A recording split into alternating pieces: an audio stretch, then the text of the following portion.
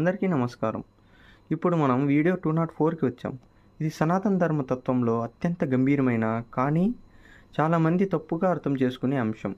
మోక్షం అంటే చావు తర్వాత వచ్చేదా? లేదా జీవితంలోనే కనిపించేదా? మనలో చాలామందికి ఒక భయంగా మిగిలే పదం మోక్షం.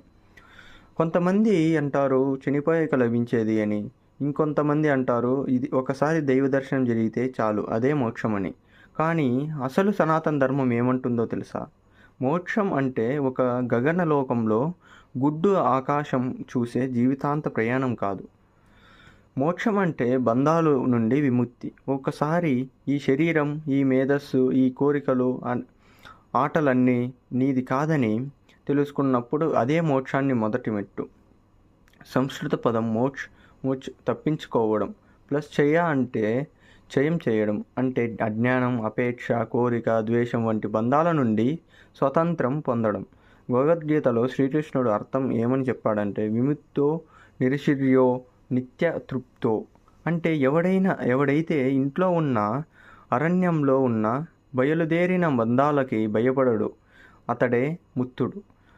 ఒక మనిషి పర్మనెంట్ జాబ్, కారు, ఇంటిలోను, పేరెంట్స్, ఒత్తిడి, సమాజపు అంచనాలు ఇవన్నీ కలిపి వాడిని బంధిస్తుంటే మోక్షం అంటే ఇవన్నీ వదిలేయడం కాదు.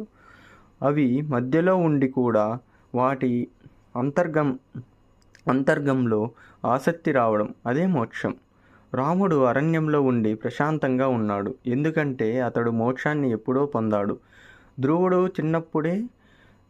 చిన్నప్పుడే జీవితమంతా నారాయణ ధ్యానంలో మునిగిపోయాడు. అతనిది మోక్షం.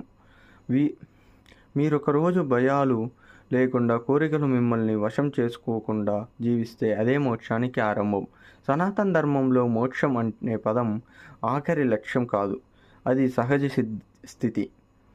మన ఆత్మ స్వతంత్రం, స్వచ్ఛం, పరిపూర్ణం. కానీ మనం ఆపై ధూళిపడి ఉన్నట్టు జీవిస్తున్నాం. మోక్షం అంటే తప్పుకున్న పాపం కాదు, గుర్తున్న పరమసత్యం. ఈ జీవితం కర్మకు ప్రతిఫలం, కానీ మోక్షం నీ ఆత్మకు గుర్తింపు. అది చనిపోతే లభించేది కాదు, జీవించేటప్పుడే పొందేదే.